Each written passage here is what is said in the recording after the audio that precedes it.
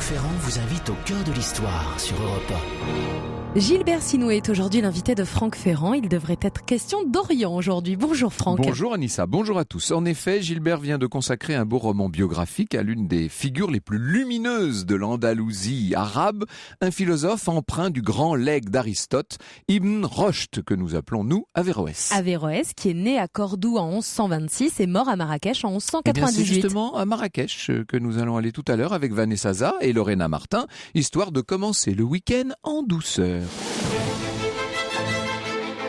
En ce jour de février 1171, à Séville, Averroès, donc Ibn Rushd, nous l'appellerons Averroès évidemment, il faut l'imaginer habillé assez simplement avec son turban, il est assez tendu, sa démarche est mal assurée. Dans quelques instants, il va rencontrer le calife qui l'a convoqué, Abou Yacoub Youssouf. Le calife vient d'arriver à Séville à la tête d'une immense flotte. L'émir des croyants est alors engagé dans la restauration de son autorité et le rétablissement de l'ordre. Sa dynastie, les Almohades, n'a pris pied en Andalousie que depuis une vingtaine d'années et les tensions sont nombreuses entre les Arabes et les Berbères, alors que les rois chrétiens ont bien l'intention de reconquérir les territoires perdus. Le calife doit lutter contre ses frères récalcitrants, et surtout il doit faire face à son pire ennemi, Muhammad ibn Mardanis, un ancien officier de l'armée almoravide, qui a prêté allégeance au califat de Bagdad et qui a établi la capitale d'un nouvel émirat, n'hésitant pas à faire alliance avec des rois chrétiens. Il a même recruté des soldats dans ses rangs. Même si les deux hommes se connaissent, Averroès résidait à Séville quelques années plus tôt, alors que Abou Yacoub Youssouf était gouverneur de Séville. Même si ces deux hommes se connaissent, on peut dire que Averroès est assez impressionné. Salah ibn Rushd, s'exclame le calife en posant sa main droite sur son cœur. Il s'avance vers Averroès, il lui donne l'accolade, il l'invite à s'asseoir, il lui présente son frère. Tous les deux ont l'intention de donner l'assaut sur ce nouveau royaume dont je vous parlais, sur Murcie, où est retranché Ibn Mardanis. Puis ils vont lancer une expédition contre le roi de Portugal. L'échange va durer un petit peu plus de 2 heures. Et le calife va se montrer à cette occasion-là plein de respect pour Averroès et manifester une véritable soif de connaissance. C'est le frère du calife qui prend la parole. Le commandeur des croyants est tellement avide d'apprendre qu'il lui arrive de louer sans mesure des gens qui ne se sont pas encore signalés par leurs œuvres ou leurs talents et de les placer sous sa protection. Et le calife dit quoi d'étonnant à aller vers un homme capable pour l'élever. Ce qui est dépourvu de sens, c'est de louer un mort. Il faut encourager les vivants qui montrent des dispositions. Et puis, est-ce de la protection que de venir en aide à un ami qui en est digne ? C'est une évidence. Son droit est trop clair, trop solide pour avoir besoin d'aide. Non, ce n'est qu'à propos d'un homme sans consistance qu'on peut parler de protection. Autrement dit, je ne fais jamais que ce qui est juste. Une vraie proximité s'établit donc entre le calife et Averroès. Et cette proximité, elle ne doit rien au hasard. Averroès est cadi de Séville depuis 2 ans. Il s'agit du premier poste officiel attesté à son sujet. Avant, on ne l'avait jamais vu dans des positions comme celle-là. Le cadi est un juge de formation religieuse qui est en charge d'appliquer la loi. En termes d'islam, le juridique et le religieux ne sont pas séparés. Vous savez, c'est la charia. Averroès suit la tradition familiale. Son père et son grand-père sont également cadis. Enfin, il l'avait été, donc lui-même s'inscrit dans cette lignée-là. Son grand-père a même été juge suprême, c'est-à-dire chef hiérarchique des cadis de la province d'Al-Andalus. Le détenteur de ce titre peut nommer des juges, il peut les contrôler, il lui arrive même de les révoquer. Il a également été chargé de diriger la prière dans la grande mosquée, d'assurer le sermon de l'office du vendredi. Dans ce contexte, donc rien de surprenant à ce qu'Averroès se soit intéressé au droit canonique, à la jurisprudence. Il l'a fait depuis son plus jeune âge, il a beaucoup travaillé dans ce domaine-là. Seulement, cet homme-là n'est pas seulement un juge, n'est pas seulement un docteur. Il est docteur au sens médical également. C'est un médecin. Être à la fois juriste et médecin, ce n'est quand même pas très fréquent. Il est aussi philosophe. Il se passionne pour l'astronomie. Il connaît la physique sur le bout des doigts. Bref, nous sommes en présence d'un esprit universel qui pourrait faire songer à un autre grand savant dans la Perse, à peu près de la même époque, un tout petit peu plus tôt. C'était Ibn Sina, que nous appelons Avicenne.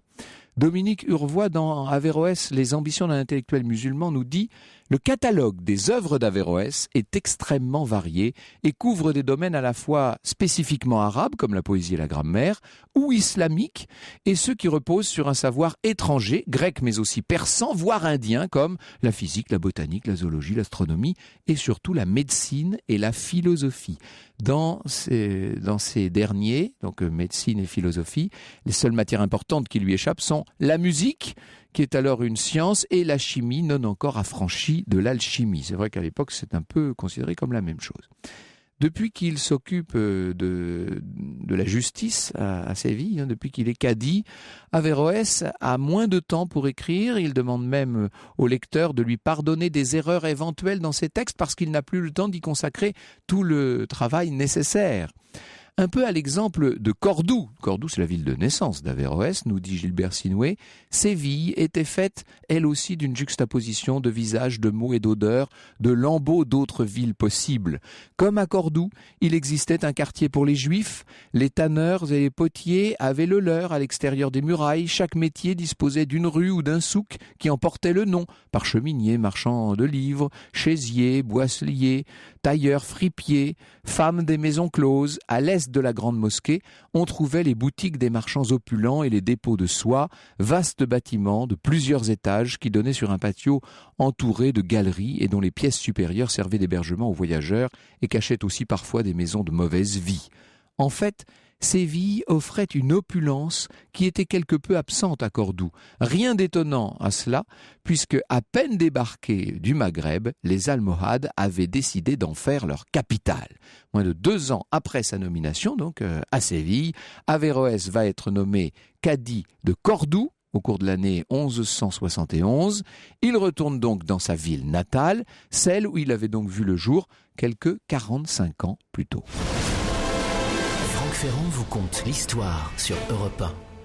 Alors cet après-midi, Franck, en ce vendredi, vous nous emmenez au cœur de l'histoire d'Averroès. Vous nous racontez une partie de sa vie, ce médecin, philosophe, juriste que nous suivons. Alors en 1171, il est nommé cadi de Cordoue, ça on vient de le vivre avec vous. Cordoue est une ville musulmane. Alors pour qu'on se rende en plein dans l'Andalous, c'est ça. Bien sûr, hein. Alors pour qu'on se rende bien compte des choses, à l'époque, à quoi ressemble le bassin méditerranéen ? C'est l'affrontement entre Orient et Occident, si vous voulez, entre islam et chrétienté. L'Empire byzantin est en plein déclin dans ce XIIe siècle. Il va subir, vous savez que Byzance, enfin Constantinople, va subir en 1204 une mise à sac terrible. Au cours du XIIe siècle, alors que le monde musulman est morcelé, échappant à l'autorité du calife de Damas, des États ont été créés à Bagdad, en Égypte, et puis donc en Espagne, en Andalousie. Pendant ce temps, quand je dis en Andalousie, à l'époque, le califat hispanique est très important, bien entendu. Pendant ce temps, depuis la première croisade, l'Occident est en train de gagner du terrain, et en Espagne, on voit progressivement la reconquête chrétienne sur les terres islamiques, ce qu'on appelle la reconquista. Ça ne se fait pas en douceur, c'est le moins qu'on puisse dire. Tolède est reprise par les chrétiens en 1085 et l'Andalousie se retrouve donc complètement déchirée par tous ces affrontements. Donc, Averroès est cadi de Cordoue, une ville de savoir, une ville particulièrement raffinée. N'oubliez pas que Sénèque était né à Cordoue, mais aussi le théologien Ibn al-Hazm, qui était un des grands docteurs de la foi islamique, et puis le poète Ibn Kuzman. La ville compte 70 bibliothèques à l'époque. Elle est un des phares de la pensée, disons les choses. Est-ce bien une ville que ce labyrinthe de langues et de sons, de peaux brunes et blanches, demande Gilbert Sinoué, cette juxtaposition de visages, de mots, d'odeurs, de lambeaux d'autres villes possibles, terre métisse ou chrétiens et juifs. Les gens du livre parlent et écrivent en arabe sans avoir jamais oublié leur propre langue, où personne, pas même les plus nobles parmi les nobles, ceux dont le lignage remonte aux tribus premières, ne peut se targuer d'une pureté de sang. Sans doute est-ce ce brassage qui nous a permis d'être une passerelle entre Orient et Occident. Tout autour de la Médina, on comptait jusqu'à 21 faubourgs et chacun d'entre eux avait ses propres murailles, ses bains publics, sa mosquée, son souk. Le plus célèbre se trouvait sur la rive gauche de la grande rivière. Alors quand Averroès prend ses nouvelles fonctions, la ville vient d'être frappée par un tremblement de terre. « Je n'habitais pas alors à Cordoue », écrit Averroès, « mais j'y vins par la suite, j'entendis les bruits qui précèdent le tremblement de terre et les gens croyaient que ces bruits venaient des quartiers ouest. Ces tremblements de terre durèrent à Cordoue environ 1 an peut-être, et ils ne cessèrent pas avant 3 ans approximativement. » Après quelques années à Cordoue, Averroès est nommé cadi de Séville. La ville a bien changé. Construction, fondation dans les fortifications extérieures, arsenaux, aqueducs, jardins d'arbres fruitiers. L'ancienne mosquée principale est remplacée par un nouvel édifice. La ville compte à ce moment-là plus de 80 000 habitants. Et puis donc, il est nommé grand cadi de Cordoue. Il passe son temps entre ces deux grandes cités, en fait. Il continue de travailler sur ses textes, sur sa pensée. Il compose notamment un commentaire de la République de Platon. Un récit qui est rapporté par un chroniqueur arabe met en scène une entrevue entre Averroès, le calife et son médecin personnel, qui s'appelle Ibn Tufail. Ibn Tufail se mit à faire mon éloge, parla de ma famille et de mes ancêtres et voulut bien, par bonté, ajouter à cela des choses que j'étais loin de mériter. Le prince des croyants, après m'avoir d'abord demandé mon nom, celui de mon père et celui de ma famille, m'adressa de prime abord ces paroles. « Quelle est l'opinion des philosophes à l'égard du ciel ? Le croit-il éternel ou créé ?» Saisi de confusion et de peur, j'éludai la question et je niais m'être occupé de philosophie car je ne savais pas ce qu'Ibn Tufail lui avait affirmé à cet égard. Le prince des croyants, s'étant aperçu de ma frayeur et de ma confusion, se tourna vers Ibn Tufail et se mit à parler sur la question qu'il m'avait posée. Il rappela ce qu'avaient dit Aristote, Platon et tous les philosophes et cita en même temps les arguments allégués contre eux par les musulmans. Je remarquai en lui une vaste érudition que je n'aurais même pas soupçonnée dans aucun de ceux qui s'occupent de cette matière et qui lui consacrent tout leur loisir. Il fit tout pour me mettre à l'aise, de sorte que je finis par parler et qu'il sut ce que je possédais de cette science. Après l'avoir quitté, je reçus par son ordre un cadeau en argent, une magnifique pelisse d'honneur et une monture. Voyez l'ouverture d'esprit assez extraordinaire de ce calife qui est capable de disserter aussi bien de foi musulmane que de philosophie grecque et qui visiblement s'y connaît suffisamment dans cette matière pour disputer avec des gens qui sont censés la maîtriser. L'ascension de notre Averroès ne va pas s'arrêter là. Ibn Tufail estime qu'à bientôt 77 ans, il est temps de passer la main. Il souhaite qu'Averroès lui succède au poste de médecin personnel du calife, ce qui vous montre quand même l'ampleur de ses compétences dans ce domaine aussi. Et après quelques hésitations, Averroès va finir par accepter. Ce qui ne l'empêche pas de continuer à professer, à écrire. Le calife doit livrer bataille contre les chrétiens. Les Castillans et les Portugais menacent la région de Séville. On est toujours dans cette période de la Reconquista, bien entendu. Et la riposte a d'abord été navale avec une grande victoire sur la flotte portugaise. Une victoire qui néanmoins ne suffit pas à inverser le rapport de force. Abou Youb Youssouf va rassembler une armée très importante pour attaquer justement le Portugal et en juillet 1184, il décide de déplacer presque toute son armée au nord-ouest de Santarém, dans le centre du pays. Les troupes ennemies avec plus de 20 000 hommes sont signalées, le calife ordonne le repli, mais l'un de ses généraux ne va pas suivre ses ordres, il prend une autre direction et à ce moment, l'armée chrétienne va s'abattre sur ce qu'il reste de troupes à la disposition du calife, qui refuse de battre en retraite. Le mince détachement trouve refuge là où il peut, et soudain, une flèche va traverser la tente où se trouve le calife et se loger dans le pli de laine gauche du souverain. Averroès arrache la flèche en question, il pose des compresses de coton sur la plaie pour essayer de freiner l'hémorragie, ça n'est pas suffisant. Il va devoir procéder à une suture, évacuer le chef au plus vite. Il est placé, le calife est placé sur une civière, on lui fait traverser un fleuve et est transporté vers une maison de village où il va mourir des suites de ses blessures et c'est son fils Al-Mansour qui lui succède. Voilà ce que nous dit Miranda, qui a beaucoup travaillé, Ambrosio ici Miranda, qui a beaucoup travaillé sur cette époque. Éloquent et prompt à la riposte, il dominait de sa vigilance toutes les parties de son royaume. Il nous parle de ce fameux Al-Mansour. Il était courageux, le premier à l'attaque et de grande sévérité avec ses ennemis. Le mérite d'aucun de ses hommes ne lui échappait, ni les affaires de ses subordonnés lui étaient cachées. Personne ne se risquait à le tromper. Averroès ne le sait pas encore, mais ses relations avec ce nouveau patron, avec ce nouveau chef, avec ce calife, vont bientôt se compliquer et considérablement. Franck Ferrand vous conte l'histoire sur Europe 1. Alors cet après-midi, Franck Ferrand, vous nous emmenez au cœur de l'histoire d'Averroès, théologien, juriste, médecin musulman, médecin du calife qui vient d'être tué par une flèche. Son fils le remplace et ça ne se passe pas si bien que ça pour Averroès. Non, parce que sous la pression de la Reconquista, le pouvoir est constamment mis en cause.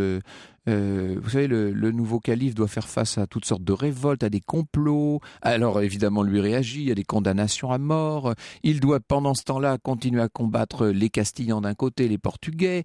Il lance plusieurs campagnes militaires contre des rois du voisinage, ce qui va l'obliger à se replier à Marrakech. Le nouveau calife se révèle également protecteur des arts. De ce point de vue, il est vraiment bien le digne fils de son père. Et au lendemain de son intronisation, il charge un architecte originaire de Tolède d'accoler un gigantesque minaret à la grande mosquée de Séville. Dans un premier temps, Averroès va essayer d'entretenir avec cet Al-Mansour de bons rapports. Lorsque le calife fait construire une académie, qu'il y invite de nombreux savants, etc., Averroès est heureux. Il est là qui conseille, qui oriente le nouveau calife. Il continue à travailler, lui, de son côté, et se consacre beaucoup à la médecine et à la philosophie. C'est un homme de plus en plus fatigué, Averroès. Il a dépassé la soixantaine, son arthrite chronique aux mains et aux pieds s'intensifie, mais pendant ce temps, le sultan décide de condamner ceux dont les écrits sont jugés blasphématoires. Là, les choses vont se corser. Au printemps 1197 est promulgué un édit d'interdiction d'étudier la philosophie et la science des anciens, c'est-à-dire tout ce qui est grec en gros. Et le calife va finir par condamner Averroès lui-même, qui est déchu de son poste de grand cadi de Cordoue. À 72 ans, on voit donc Averroès obligé de quitter Marrakech. Il est assigné en exil à Lucena, qui est une petite ville située à une centaine de kilomètres au sud-ouest de Cordoue et qui a été beaucoup peuplée autrefois par des juifs. L'interdiction par les Almohades des religions autres que l'islam dans leur empire a provoqué évidemment le grand déclin de cette petite ville. La maison d'Averroès est constamment menacée. Il est gardé à résidence, disons-le, il est assigné à résidence. La relégation à cet endroit est doublement humiliante, nous dit Dominique Urvois. Elle assimile le condamné au reste de la population, d'après ce qu'on a dit, qu'il était d'origine juive et qu'on ne lui connaissait pas d'origine parmi les tribus d'Al-Andalus. Donc on remet en cause ses origines même. Quant aux habitants, ils ne peuvent que voir d'un mauvais œil celui qui sert ainsi à les noter d'infamie. Ces livres et les manuscrits ont été retirés de toutes les bibliothèques pour être brûlés sur des places publiques. C'est une fin de vie vraiment triste, évidemment, pour Averroès. Et après 10 mois, on est là en septembre 98, le calife exige néanmoins son retour à Marrakech. Que voulez-vous qu'il fasse? De toute façon, il n'a pas le temps, il n'a pas la possibilité de s'y opposer. Averroès va rentrer à Marrakech sans être pour autant rétabli dans ses fonctions. Le calife lui fait une sorte d'excuse, lui demande de le pardonner et Averroès, en réponse, va simplement porter la main à son cœur. Il meurt quelques semaines plus tard. En décembre 1198, il avait 72 ans. Il est enterré à Marrakech et puis 3 mois après, sa dépouille sera exhumée pour être transportée à Cordoue. Cordoue, la terre de ses ancêtres. À sa mort, Averroès laisse quelques 15 ouvrages philosophiques, autant d'ouvrages sur la médecine, 4 recueils de théologie, une dizaine d'ouvrages de jurisprudence, 4 ouvrages d'astronomie et 2 sur la grammaire. Oui, je vous le disais, nous sommes en présence d'un esprit universel. Bonjour Gilbert Sinoué. Bonjour Franck Ferrand. Quelle figure que cet Averroès. Vous aviez, il y a de nombreuses années maintenant, consacré un très bel ouvrage sur la route d'Ispahan, Avicenne, penseur universel, extraordinaire point de liaison, trait d'union entre la pensée grecque et la pensée islamique, on ne peut pas dire arabe puisque lui était persan. Avec Averroès, c'est la philosophie d'Aristote qui va entrer d'abord en Espagne et puis bientôt dans tout l'Occident. Oui, d'ailleurs, c'était en travaillant sur Avicenne, il y a bien longtemps que j'ai rencontré Averroès, mais j'ai longtemps hésité à écrire une biographie, fût-elle romancée, temps, on sait vraiment peu de choses sur le personnage. On sait sa naissance à Cordoue, on sait sa mort, on sait qu'il a été cadi, comme vous l'avez précisé, et puis grand cadi, qui est une sorte de ministre de la Justice quand même. Mais finalement, on a supposé qu'il s'est marié, qu'il a eu des enfants. Non, ce qu'on sait d'Averroès, on le sait par ses ouvrages. Ses écrits. On connaît sa pensée plus que sa vie d'une certaine manière. Je me rappelle un film de Youssef Chahine qui s'appelle Le Destin, qui donnait d'Averroès une image assez sympathique. Moi, ça m'avait donné envie d'approfondir la question. On peut recommander ce film à nos auditeurs. Oui, ça permet d'avoir un aperçu. Bien sûr, c'est extrêmement romancé par définition. Oui. Mais bon, ça permet de comprendre qu'en fait, cet homme a révolutionné totalement son époque et provoqué un véritable séisme, on oublie de le dire, dans le monde chrétien. Ces trois idées majeures ont été un véritable choc. Alors, nous avons fait à peu près le tour des éléments biographiques dont nous disposons sur Averroès. Maintenant, c'est la pensée de cet homme-là. Et c'est son importance sur un plan philosophique que nous allons tenter de cerner. Europe 1, au cœur de l'histoire. Franck Ferrand. Nous sommes cet après-midi sur Europe 1 au cœur de l'histoire du philosophe, théologien, juriste, médecin musulman andalou Averroès, et nous allons plus loin, nous allons apprendre à le connaître grâce à votre invité. Franck, vous recevez l'écrivain Gilbert Sinoué, il est l'auteur d'Averroès ou le secrétaire du diable paru chez Fayard. Nous avons bien connu ça dans nos pays occidentaux, Gilbert Sinoué. Lorsque vous êtes entre guillemets philosophe, dans un état théocratique, dans un état qui met en avant la religion, il faut gérer cette espèce de divorce, de complication entre foi et raison. Est-ce que la raison, la libre pensée à partir des auteurs de l'Antiquité, auteurs réputés païens, peut s'imposer face au dogme et à la théologie? C'est une grande question, ça, dans l'Andalousie arabe. Et figurez-vous que c'est aujourd'hui encore la grande question dans le monde musulman. Oui, d'ailleurs. Les théologiens de l'époque et les théologiens musulmans d'aujourd'hui vous disent la foi prime sur la raison. À quoi Averroès répond non. La raison prime sur la foi.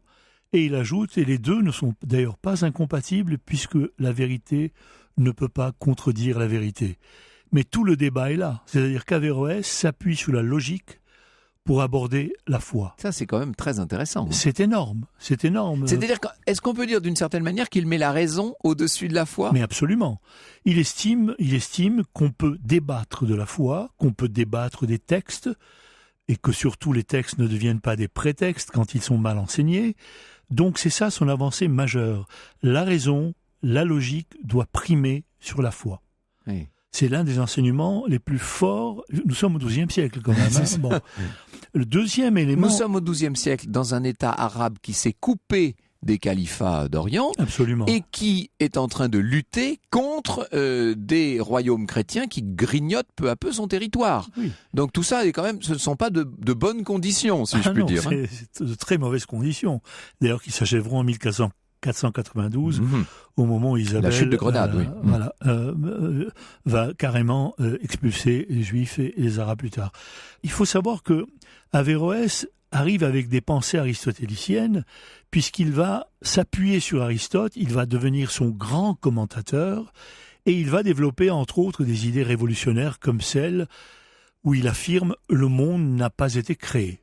Alors, grand silence lorsqu'on écoute cette affirmation, le monde n'a pas été créé. Le pape de l'époque a failli avoir une crise cardiaque, saint Thomas d'Aquin une rougeole, et les théologiens musulmans étaient affolés. Comment le monde n'a pas été créé? S'il n'a pas été créé, donc Dieu n'existe pas, puisqu'il n'y a pas de créateur. Oui, mais Averroès développe en disant « Dieu ne réfléchit pas comme vous et moi. Dieu n'a pas la même vision des choses. Le monde existe parce que Dieu existe. Il n'y a pas de création dans le sens où on l'entend. » Bon, ça paraît banal quand on développe cette idée, mais c'est énorme, c'est énorme. Ça veut dire que Adam et Ève, le paradis, les 6 jours de la création, le serpent, tout ça disparaît. Donc, il y a chez Averroès la volonté de traduire Aristote, non seulement au sens propre, mais au sens figuré, c'est-à-dire de lui donner une nouvelle actualité, une nouvelle traduction dans un monde musulman. Absolument, c'est-à-dire que le drame d'Aristote d'Averroès, c'est sa passion pour le traité de l'âme, entre autres, d'Aristote, et on lui a quand même commandé cette œuvre. On a demandé, le calife lui a dit « Je ne comprends pas Aristote, j'ai beau le lire, le relire, veux-tu me le commenter ?» Alors il va donc écrire ce qu'on appelait le petit commentaire, le moyen commentaire, le grand commentaire, mais il va tellement s'impliquer qu'il va transmettre aussi sa vision. Et c'est ça qui lui vaudra tous les ennuis du monde. Donc voilà, en fait, ce qui a provoqué en quelque sorte la chute d'Averroès, c'est sa manière d'aborder la religion. Oui. L'âme, pour lui, est une âme collective. Ah ben là, c'est encore un grand scandale. Il dit, comme Aristote d'ailleurs, l'âme personnelle n'existe pas. Ça veut dire quoi? Ça veut dire que Franck Ferrand n'a pas une âme personnelle, que Gilbert n'a pas une âme personnelle, etc. Non. Nous faisons partie d'un monde global et lorsque nous naissons, un morceau, une étincelle divine que les Grecs appelaient l'anima, ce qui nous fait réfléchir, l'intellect, la pensée, entre en nous à notre naissance, puis à notre mort, elle regagne le cosmos, l'univers. En fait, c'est une pensée tout à fait révolutionnaire et que Spinoza va reprendre beaucoup plus tard. L'âme personnelle n'est donc qu'une illusion, en quelque sorte. Elle est une illusion, en quelque sorte, et il va beaucoup plus loin, parce que, tant qu'à faire, il faut aller jusqu'au bout. Il dit « Dieu ne s'intéresse pas au singulier ». Et voilà. Et ça, c'est encore énorme. Ça veut dire que Dieu ne s'intéresse pas à nos petites vies. Mais ça veut dire qu'il n'y a plus de jugement dernier, qu'il n'y a plus d'enfer et de paradis, qu'il n'y a plus... Exactement, il n'y a donc plus d'enfer, plus de paradis, et Dieu s'intéresse à l'ordre du monde, mais il ne s'intéresse pas à la vie de tout un chacun. Donc vous vous imaginez des pensées comme celle-ci, qui même aujourd'hui encore, peuvent provoquer des révolutions intérieures. Alors l'Église ou extérieures d'ailleurs. Ou extérieures. Alors l'Église, quand le mouvement avéroïste a commencé, les livres d'Averroès, on le rappelait tout à l'heure, ont été traduits par des Juifs de l'arabe au latin. Et un des ouvrages d'Averroès, fondamental, le grand commentaire d'Aristote, a été traduit en arabe par un Écossais qui était à la cour de Frédéric II. Cet ouvrage est arrivé en France.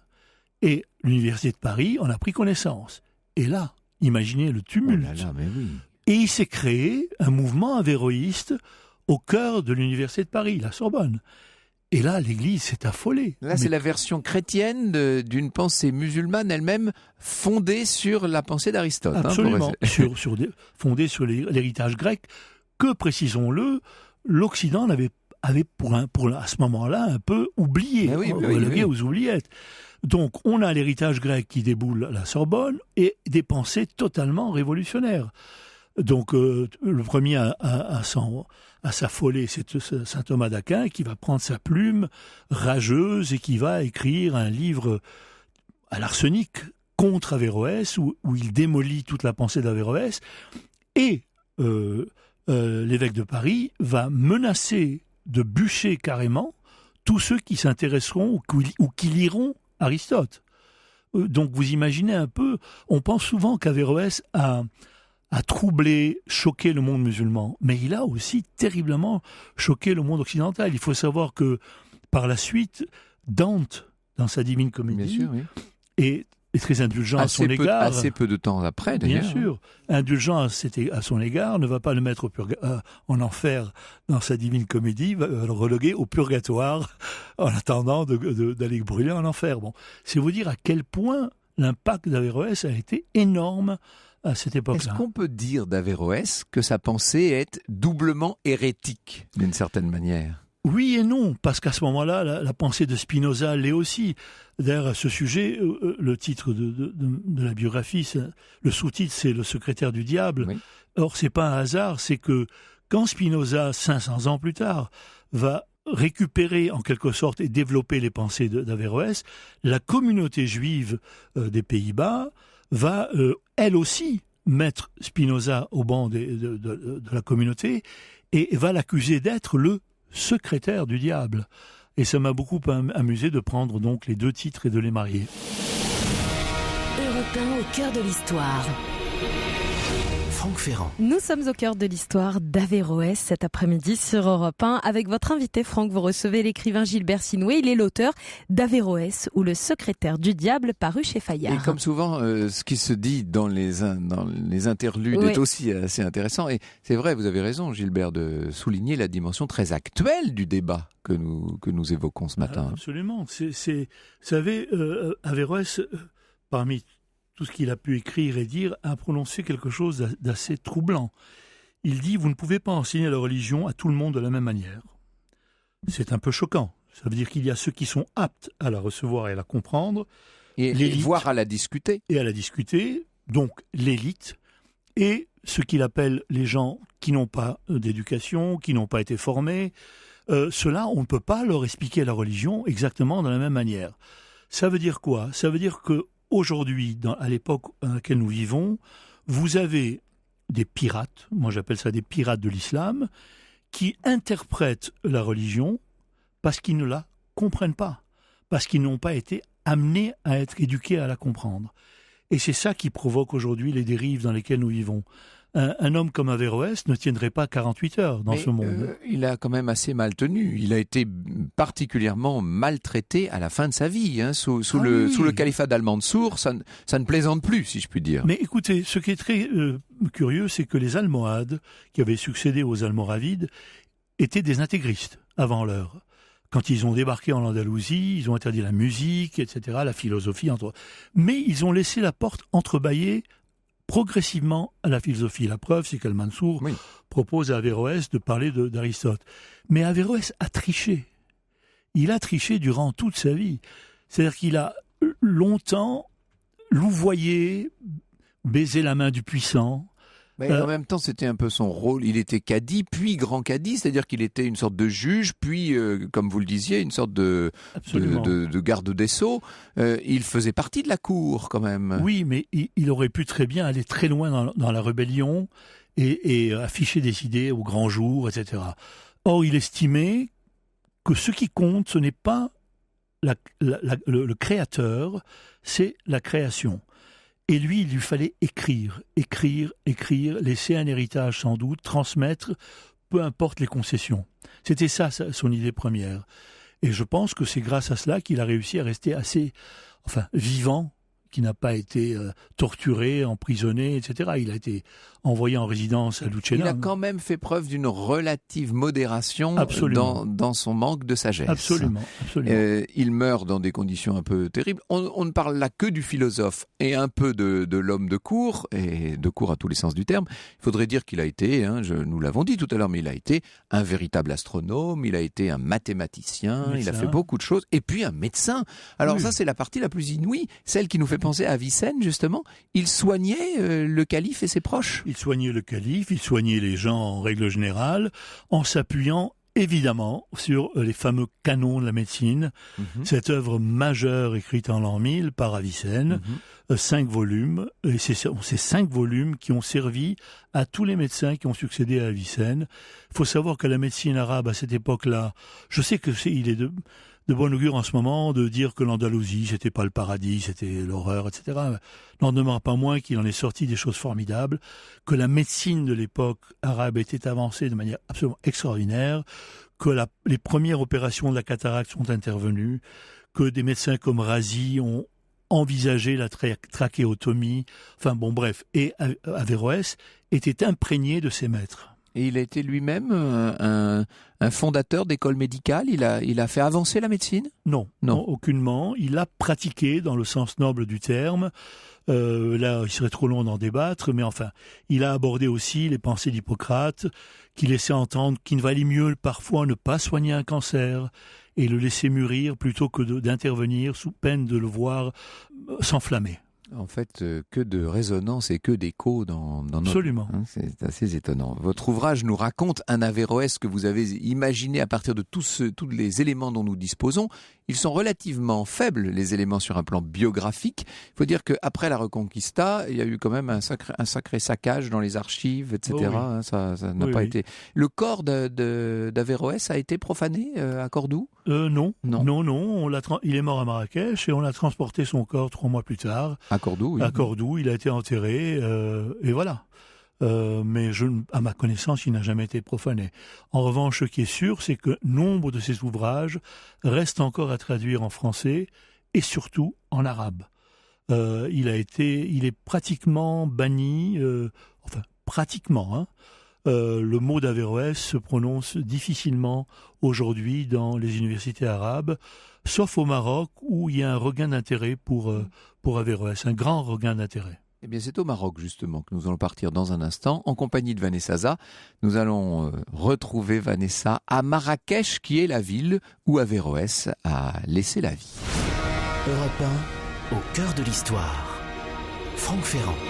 Et dans cette émission consacrée à Averroès, il est temps de voyager maintenant. Alors on va voyager au sens propre du terme, mais on va voyager dans le temps aussi, puisque nous allons découvrir Marrakech au XIIe siècle, grâce à Vanessa Zaza, qui est chroniqueuse tourisme et que vous retrouverez dès demain matin aux côtés de Wendy Bouchard sur Europe 1. Bonjour Vanessa. Bonjour Franck. Vous permettez que je demande à Gilbert Sinoué de nous expliquer en deux mots ce que vient faire Marrakech dans cette affaire. C'était devenu la capitale, en fait de... C'était la capitale du futur empire, absolument. Oui. C'est là que les décisions se prenaient, c'est là que le calife régnait, c'était le point central. Les Almohades se trouvent d'abord à Marrakech de 1147 à 1269 et la mort d'Averroès c'est 1198 pour resituer, notamment pour ceux qui nous rejoindraient en cours. Alors qu'est-ce que vous nous faites visiter parmi toutes les merveilles de Marrakech, car il y en a beaucoup. Donc je vais essayer moi de me centrer justement sur toutes ces monuments qui datent de cette époque, donc des Almohades. Alors il y a un monument qui est extrêmement important, qui est un symbole aussi politique et religieux très très fort, c'est le minaret de la Koutoubia. Voilà, c'est un monument en phare, un monument d'ailleurs qui a servi de modèle à la Giralda donc de Séville, et puis aussi à Rabat à la tour Hassan. Alors en fait, quand les Almohades s'emparent de Marrakech, donc en 1147, ils détruisent donc tous les palais almoravides et surtout la mosquée centrale, parce que selon eux, son orientation n'était pas correcte. Donc c'était vraiment une décision en fait politique, parce que depuis l'arrivée des premiers Arabes dans les régions du Maghreb, les prières étaient dirigées vers le sud et non vers l'est en direction de la Mecque. Et donc cette orientation qui avait été choisie donc par l'almoravide Ali Ben Youssef avait provoqué un grand mécontentement. Et donc les Almohades s'en sont servis pour en tirer un parti, pour mettre les Berbères de leur côté.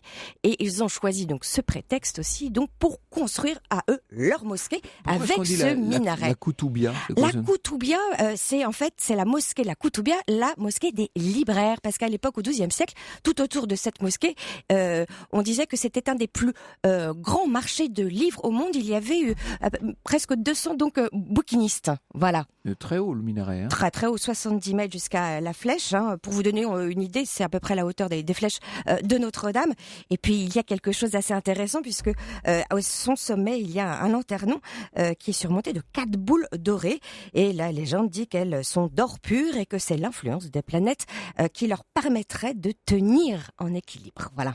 Elles ne tiennent que par la grâce des planètes. C'est une belle idée, hein, une belle histoire. D'ailleurs, le mot Koutoubia vient du mot Koutoub, qui veut dire en arabe livre, tout simplement. Oui, c'est ça. C'est la librairie, d'une certaine manière. Alors, cette mosquée, à quoi ressemble-t-elle en dehors du minaret? Parce que pour l'instant, on a parlé de la tour. Mais en fait, donc c'est en plus, déjà, la tour est assez simple, la mosquée est assez simple. On n'est pas du tout dans un style chargé andalou, hein. Donc voilà. Alors, bon, évidemment, on ne peut pas rentrer. Hein. On ne peut pas la visiter, puisqu'elle est réservée aux musulmans. Mais il faut imaginer une mosquée très large, peu profonde, avec 17 nefs qui sont perpendiculaires en fait à ce fameux mur vers lequel les fidèles en fait se tournent pour la prière. Et alors en 1950, des fouilles ont été faites et elles ont révélé un mécanisme assez ingénieux dans le sol qui permettait de faire monter et de faire disparaître des parois de telle sorte que ça crée un espace privé au sultan face donc au mihrab. alors juste derrière cette Koutoubia, il y a les jardins de la Ménara Ça fait partie des belles choses à Des voir. très jolies choses à voir. Donc Grande Oliveraie, en fait. Grande Oliveraie avec un superbe bassin et puis avec un pavillon. C'est un endroit qui a suscité aussi beaucoup de légendes.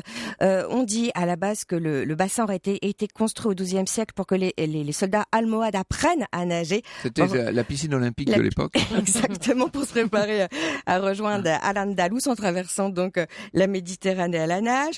Après, on a murmuré que le bassin serait construit là où le sultan Abou Bakarim Omar, je suis désolée pour la prononciation, aurait enterré ses butins. On va dire le sultan Omar. Le sultan Omar, voilà, lors des croisades islamiques. Et puis une dernière qui, n'appartient pas au XIIe siècle, mais au XVIIe siècle, et moi qui m'a préféré, ce jardin servait au rendez-vous galant du sultan Moulay Ismail et selon la légende, il noyait l'élu du soir dans les eaux du bassin au lever du jour.